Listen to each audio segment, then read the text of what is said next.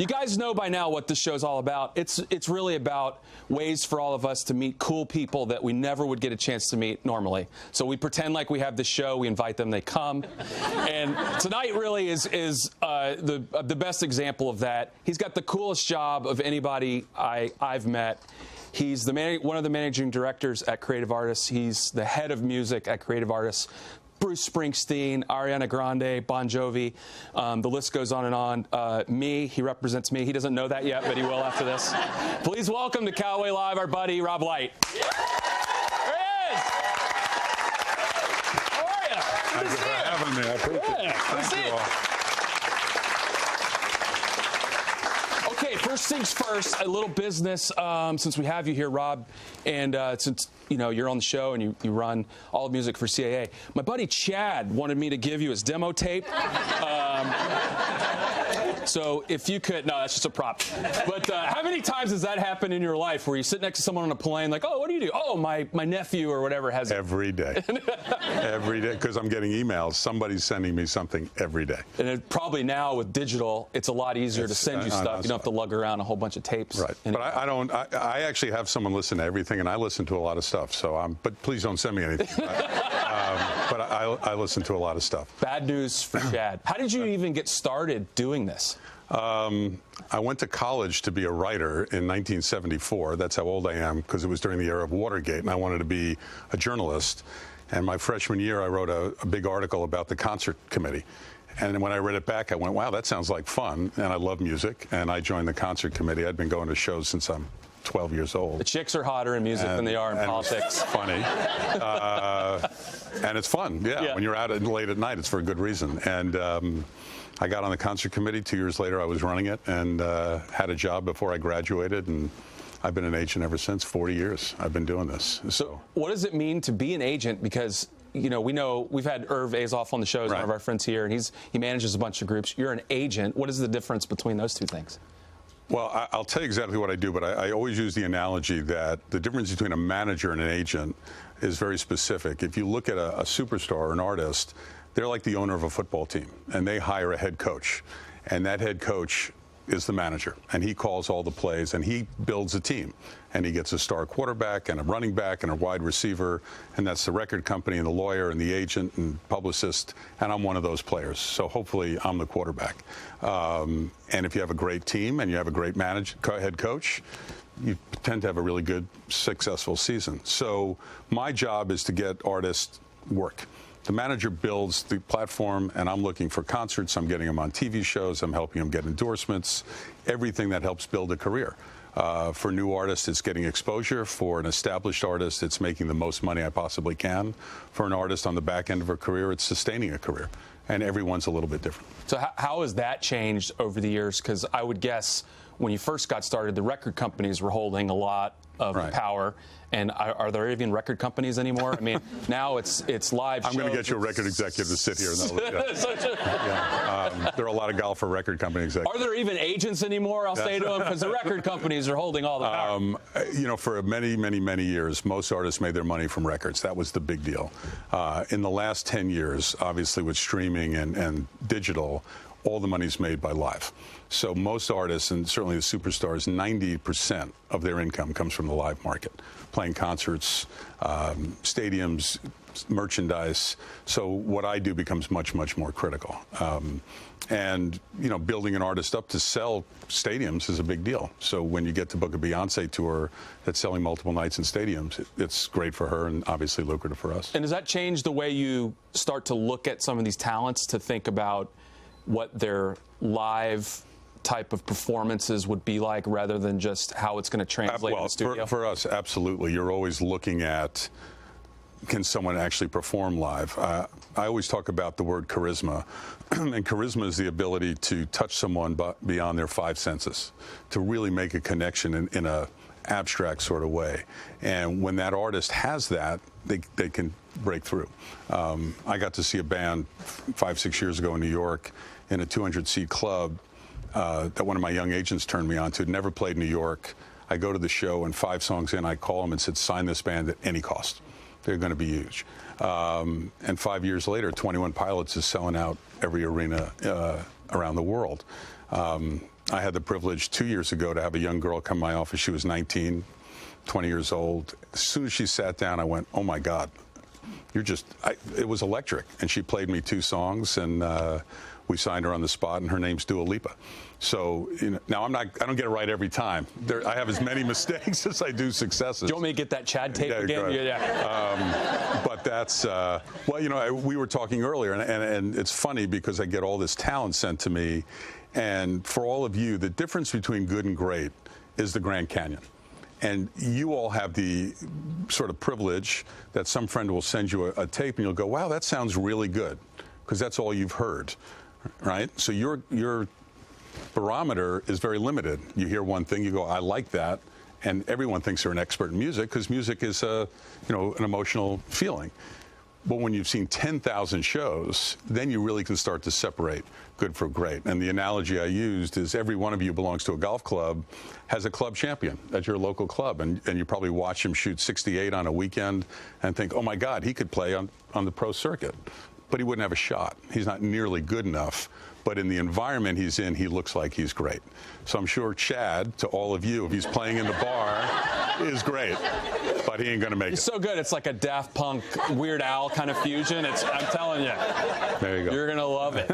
Well, do you have the sense now, just from your experience, of being able to see that, like, immediately? I mean, the 2 examples you gave seem to be that, but you probably have a team around you. I have a bunch of great young agents, a whole team, young, middle-aged, all over. And I hire people partially because I hope they have great taste and the ability to recognize talent and the ability to help talent grow. Because part of our job is to sit with them and say, hey, make this move, do this event.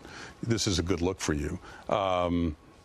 It's not a perfect science. It's like anything. But if you've done it enough, you have comparisons. So you can tell someone who's connecting with an audience. You know when someone's really a good guitar player. You know when a song is great. And I'm smart enough to know I don't know every genre of music. So when EDM broke, electronic dance music, for those of you who don't know what it is. Yeah, they're all high. They know what it is. I hired a bunch of agents who lived in that space because they would know good from bad. And so I trusted their instincts. And there's a lot of trust involved. And I don't expect anybody to even bat 500. You do your best, and if you believe in something, that's where it starts.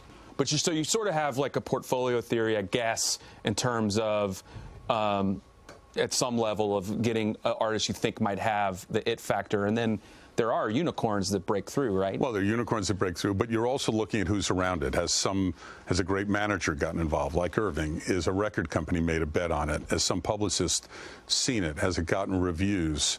I've had the privilege to work with Zach Brown now for almost 14 years.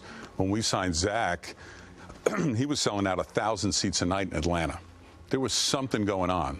The rest of the country didn't know who he was. But you could go to Atlanta and go, oh, my God, something's going on. There's something happening. And, of course, now the whole world has figured it out.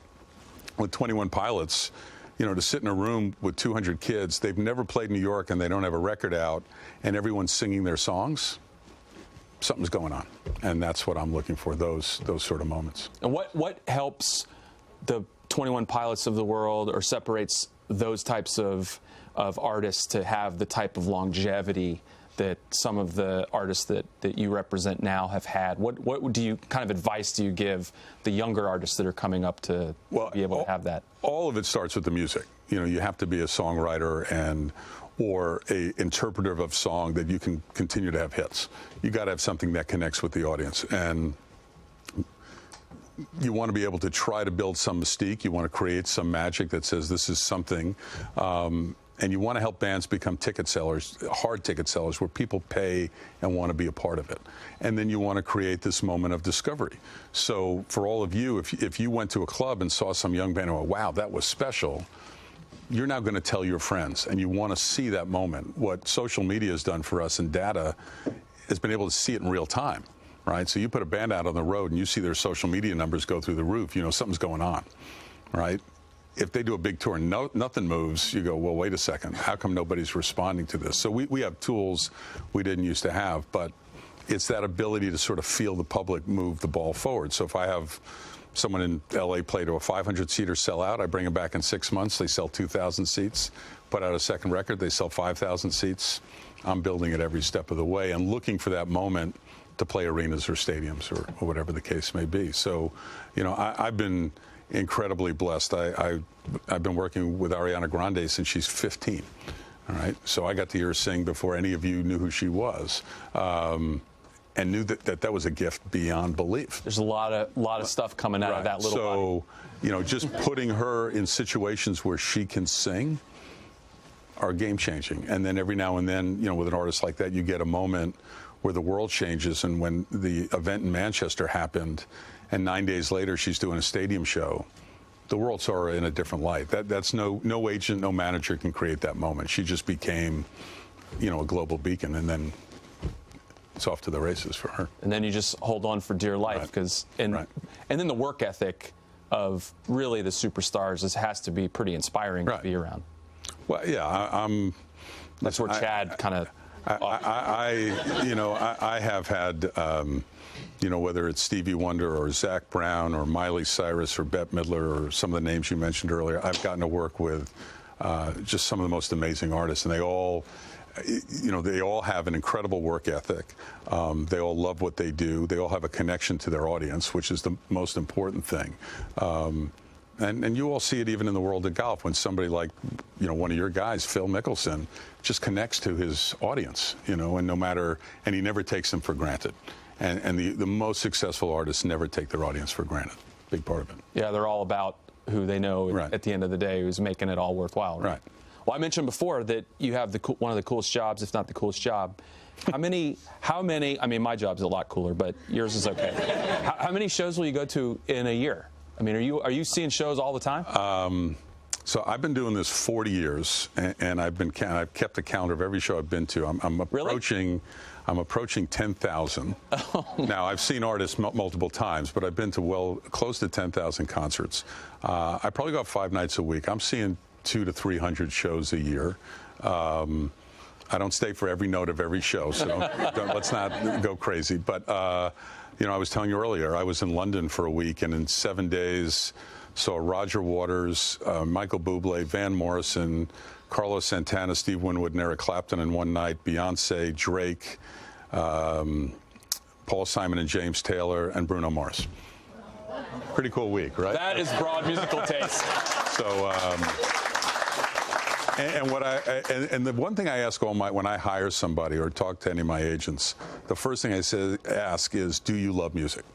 Because most people, anyone who's gotten into it and been successful did it because they love music, and they happen to make a career out of it. Was sort of, wow, they're paying me.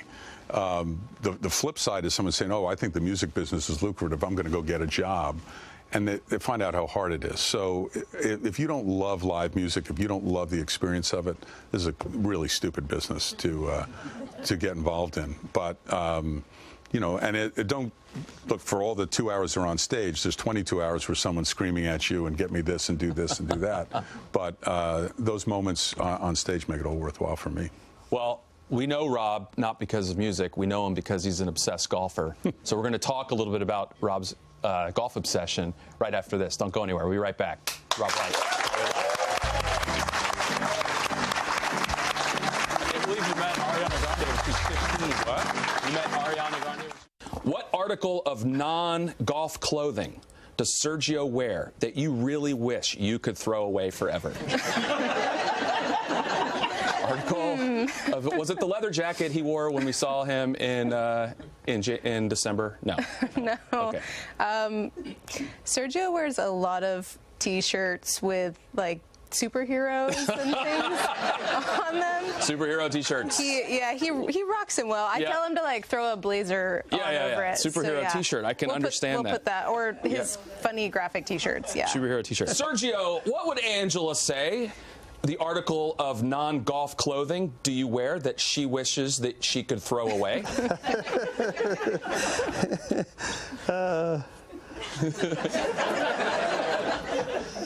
I think she likes most of the things I wear. But one T-shirt comes to mind. I can't really throw it. I mean, she's kind of... She loves you. She's not throwing it away. She's mentioned it a couple of times, but my brother gave it to me, so... I wouldn't actually throw it away.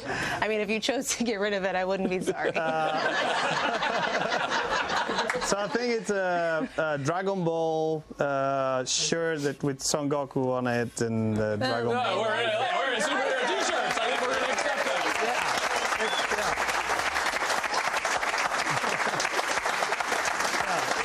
Because that was such a specific geeky answer that we're going to give that to you because we don't know what that is.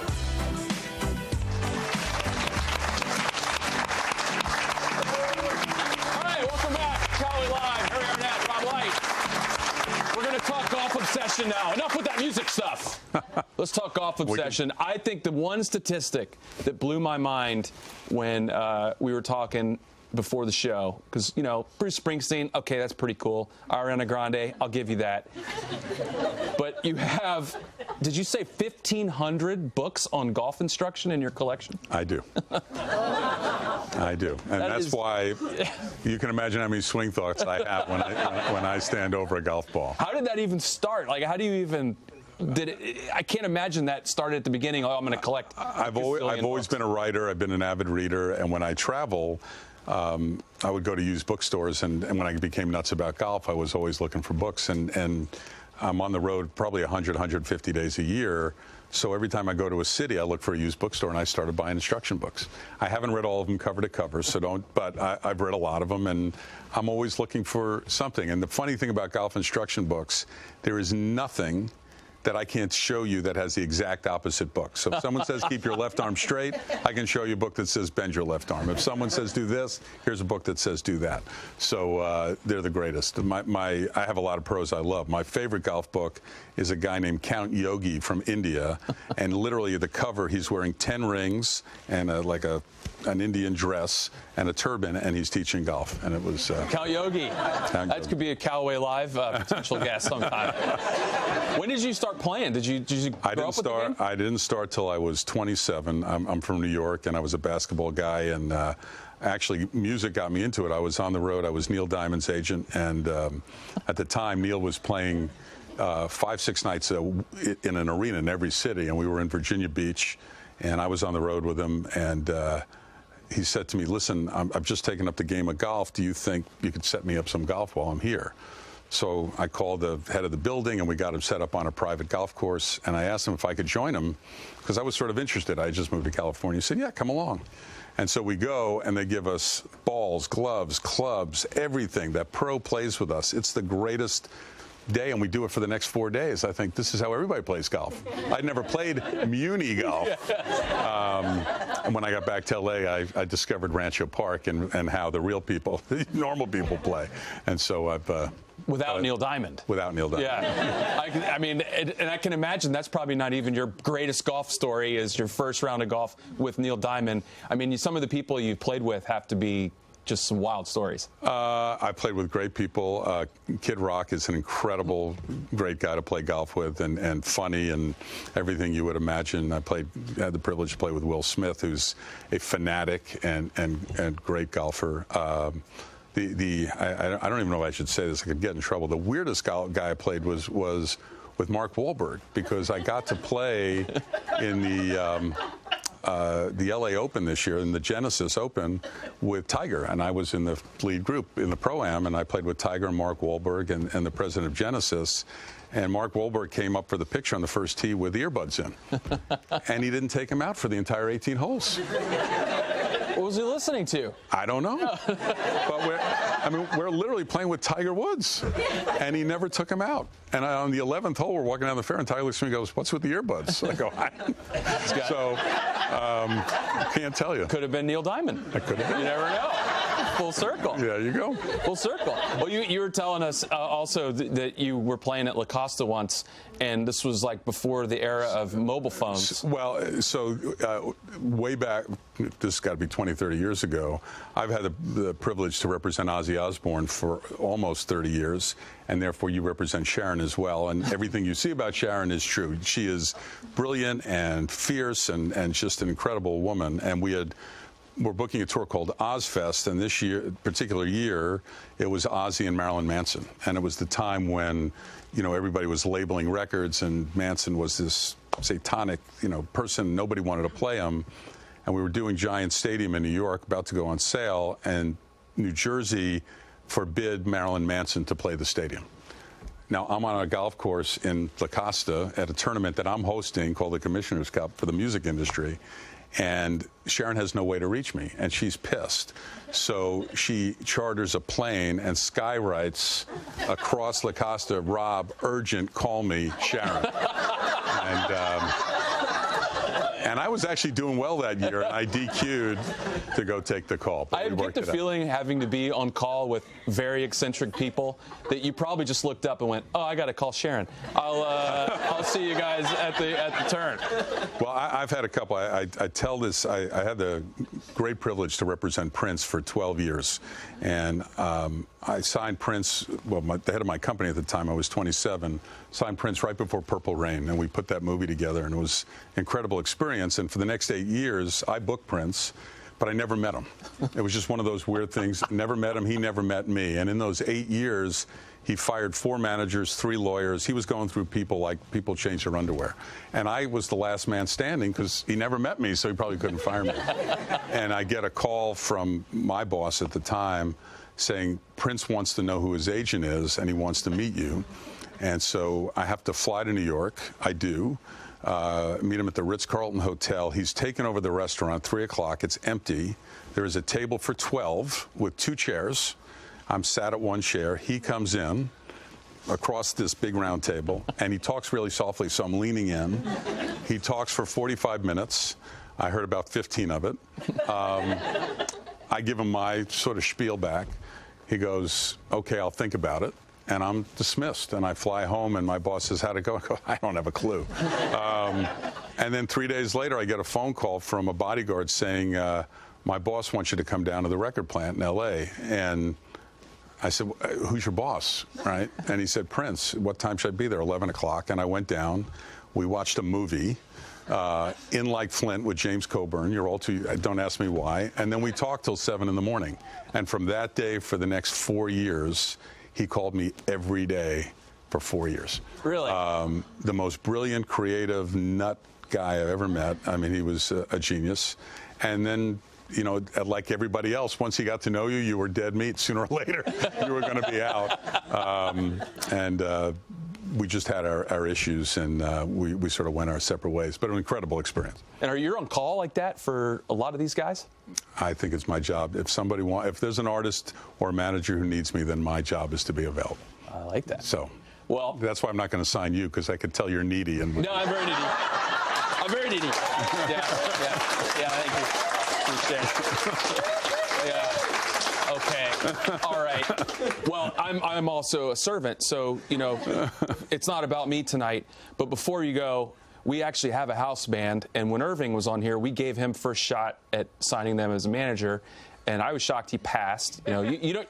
I'm sure there are ones in your career that you passed on that you wish you hadn't passed on. I always say I'm very dear friends with Sheryl Crow, and I passed on Sheryl Crow when she was 18 or 19, and I was 26, and she's never let me forget it 40 years later. So.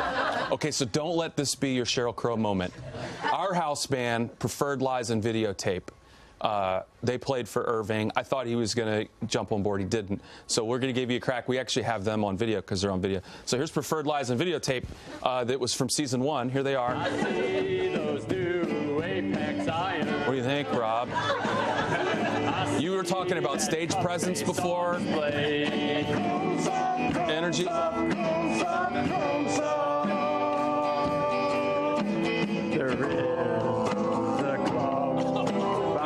Believe me, they're better when the audio's not synced. It's called Great Big Bertha. What do you think? I'm going to go with Irving on this. You don't get to be his job by not being able to spot talent or pass on talent. I'm going to pass. We appreciate it. Well, thanks so much for being with us. We really appreciate it. Is that it? The whole show's over? That's it. We're done. I told you it was going by fast. That went fast. I'm not as needy as you thought. Well, thank you all. This was great. Thanks for being here, and we really appreciate it. It's Rob Light. He's the man. If you are an artist, he's your guy. Thank you, everybody. Thanks for being here. Appreciate it.